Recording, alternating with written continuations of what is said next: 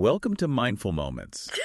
Nourish your mind on the go. This audio uses AI narration to present our original book analysis. Oh, cool. Today, we're diving into Henry M. Cowles' book, Okay. The Scientific Method. Right. And buckle up, because right off the bat, Cowles throws us a curveball, saying there's no single universal scientific method. Wow. That's a bold statement, right? He challenges this ingrained idea of a rigid set of steps that all scientists follow. Right. Instead, he takes us back to the 19th century, exploring how the concept of scientific method emerged. So instead of giving us a how-to manual, he's taking us on a historical journey. Exactly.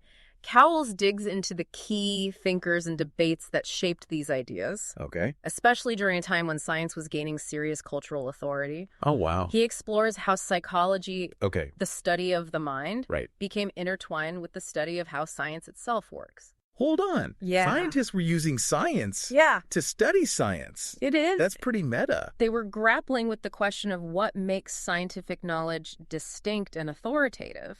They weren't just focused on the what of discoveries, but the how. Right. The very processes that led to those discoveries. So how did they figure that out? Yeah. Was there a big aha moment? Not exactly. Oh. Cowles highlights a lot of back and forth.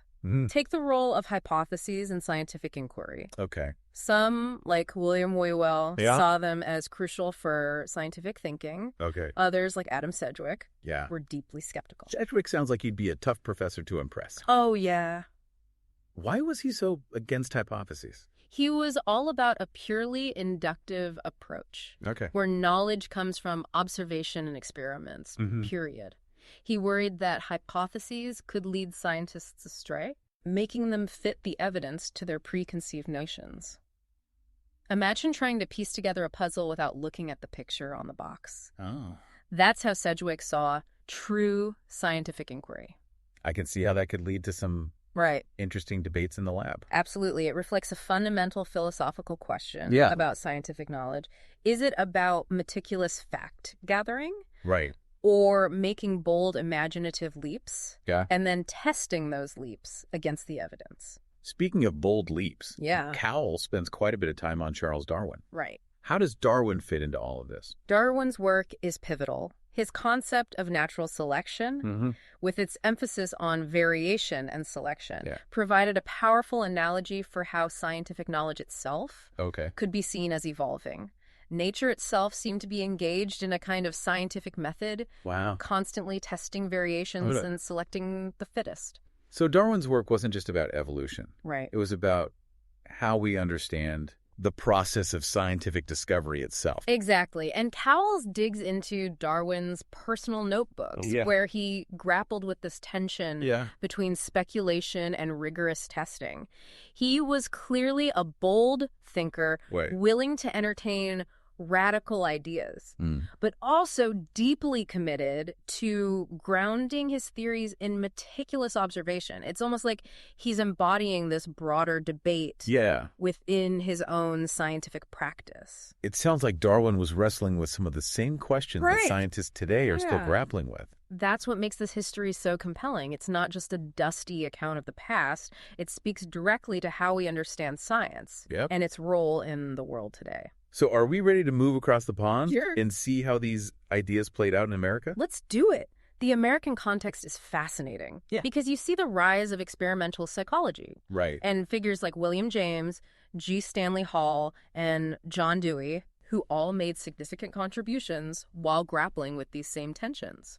This is where things start to get really interesting, wouldn't you say? Oh, absolutely. So the American scene was buzzing with all these new ideas about the mind, and how to study it scientifically. Okay. You had William James exploring consciousness, G. Stanley Hall pioneering child psychology, and then John Dewey arguing that scientific thinking was essentially a refined version of everyday problem solving. So Americans were taking these European ideas about scientific method. Right. And applying them to the mind. They were building on them. Okay. But also wrestling with new questions. Okay. Like, how do you scientifically study something as subjective as consciousness? Yeah, that's a good question. And how does the study of the mind impact our understanding of scientific method itself? It seems like a recipe for even more lively debate. Right. Did any specific examples stand out to you in Cowles' book? Oh, definitely.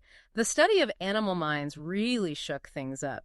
Think about George Romanes, who argued that animals exhibited a kind of rudimentary reasoning. Interesting. But he was criticized, though, for relying too heavily on anecdotes. Okay. Basically projecting human-like thought processes onto animals. So it's like we were talking about earlier. Right. Scientists projecting their own methods onto the world that they're studying. Exactly. And that's where C. Lord Morgan comes in. Okay. He advocated for a more cautious approach, now known as Morgan's canon. Okay.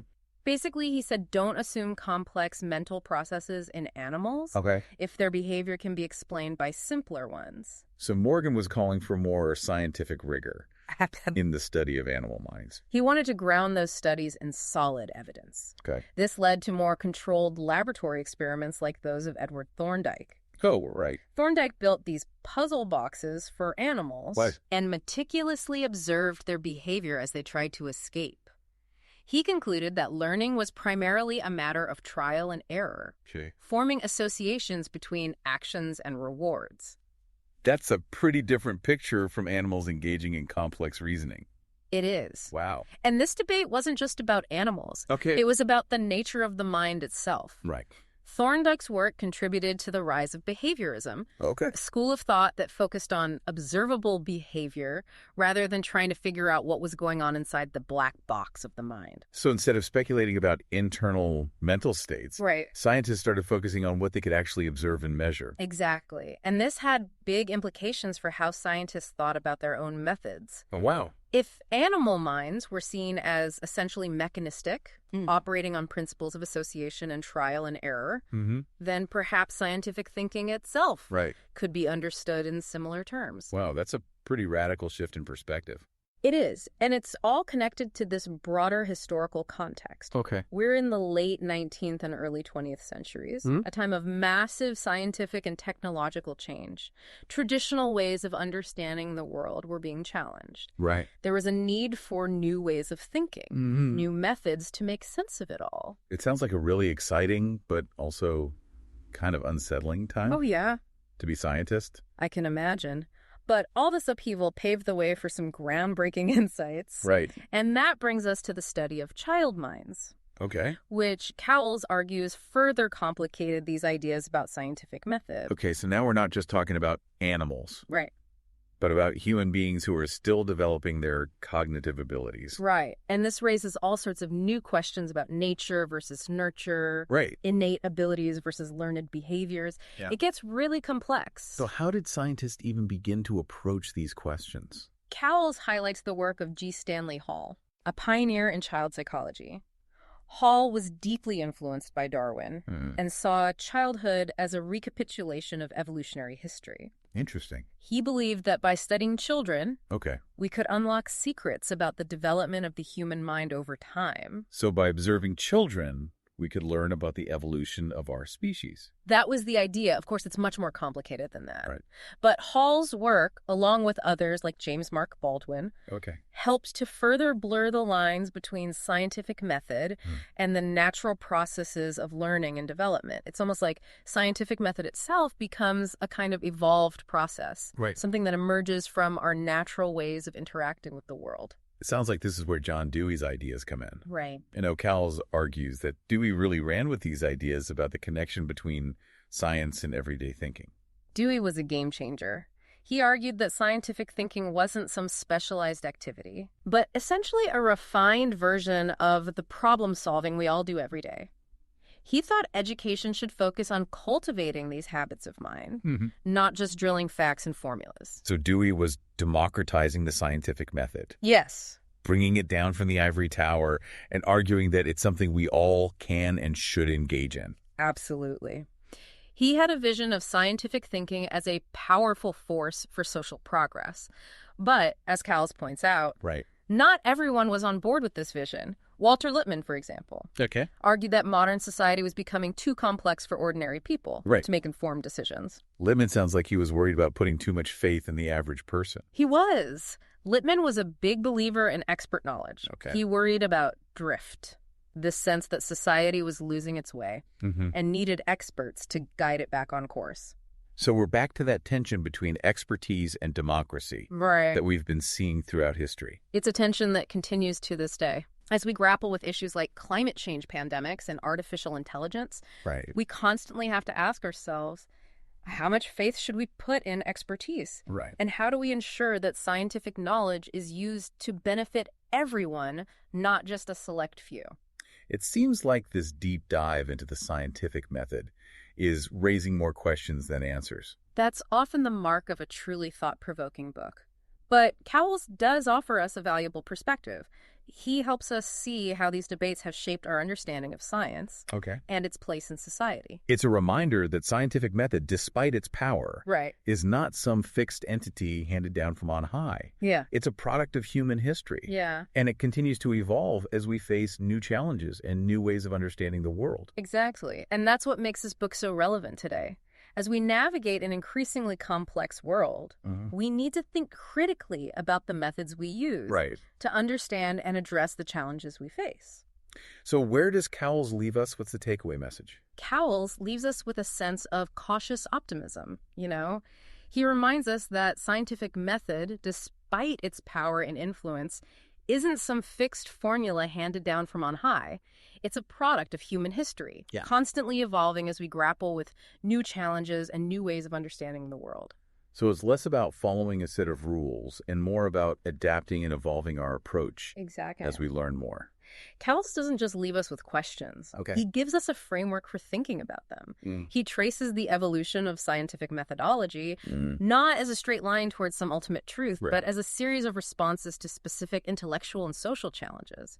He shows how debates about the nature of the mind, the role of hypotheses, and the relationship between science and society all shaped how we think about scientific method. So it sounds like he's encouraging us to see scientific method as an ongoing conversation, not a finished product. That's a great way to put it. And what's really important is that Cowles doesn't take sides in these debates. He presents them in a nuanced way. Highlighting the strengths and weaknesses of different approaches, he helps us see how the very idea of scientific method is always being negotiated and renegotiated. It's like he's saying there's no one right way to do science. But there are ways that are more or less appropriate, depending on the context. And he emphasizes that this isn't just an abstract philosophical debate. These ideas about scientific method have real-world consequences. They shape how we conduct research, educate our children, and make decisions as a society. So this isn't just about scientists in their labs. It's about all of us and how we approach the world around us. Absolutely. That connection to the real world is what makes this book so relevant today. As we face complex challenges like climate change, pandemics, and artificial intelligence, we need to think critically about the methods we use to understand and address these issues. It's not enough to just blindly appeal to the scientific method as some kind of magical solution. Exactly. We need to understand the history of these ideas, the debates that have shaped them, and the limitations they have. Cowles reminds us that science is a human endeavor. And like all human endeavors, it's fallible and constantly evolving. So where does that leave us? What should we take away from all this? Cowles' book is a call to action. It's a reminder that scientific method isn't a fixed formula, but a dynamic process. One that requires us to be rigorous and imaginative, skeptical, and open to new ideas. It's about finding that balance between objectivity and subjectivity, between expertise and democratic engagement. And that's a challenge we all face, not just scientists, but anyone who seeks to understand the world around us. That's a powerful message. It sounds like Cowles is suggesting that we all have a role to play in shaping the future of scientific inquiry. He is, and he leaves us with a final thought to ponder. If scientific method is more of a historical construction than a universal truth, what does that mean for how we understand knowledge and progress today? That's a great question to leave us with. It certainly gives us a lot to think about. So if you're interested in exploring these ideas further, we highly recommend picking up a copy of The Scientific Method. You can purchase it using the link in the show notes. And don't forget to subscribe to our channel for more insightful book analyses. We'd love to have you join us as we continue to explore the fascinating world of ideas. That was our deep dive into Henry M. Cowles' The Scientific Method. We hope you found it as thought-provoking as we did. Until next time, keep those minds mindful.